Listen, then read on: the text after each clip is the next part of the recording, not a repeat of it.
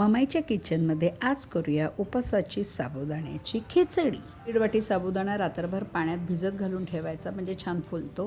त्याच्यात दुप्पट दाण्याचं कूट, चवीनुसार तिखट, चवीनुसार मीठ, फोडणीसाठी तूप किंवा तेल, बटाट्याचे काप साल काढून बारीक करून ठेवलेले, हिरव्या मिरच्या चिरलेल्या, कोथिंबीर आणि फोडणीसाठी जिरे। तूप छान तापलंय, आता जिरे आणि मिरचीची फोडणी द्यायची आणि बटाटे त्याच्यात टाकायचे।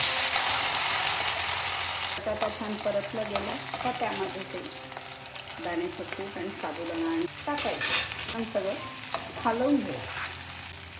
साखरेची चव टाकायची आणि पाण्याचा हापका मारून हलवून घ्यायचं। यावर झाकण ठेवायचं आणि 5 मिनिटं वाफ येऊ द्यायची। छान वाफ आलेली आहे, मी कोथिंबीर टाकून दिली। ही साबुदाण्याची खिचडी लिंबाचं लोणचं किंवा ताकासोबत खाण्यासाठी एकदम तयार।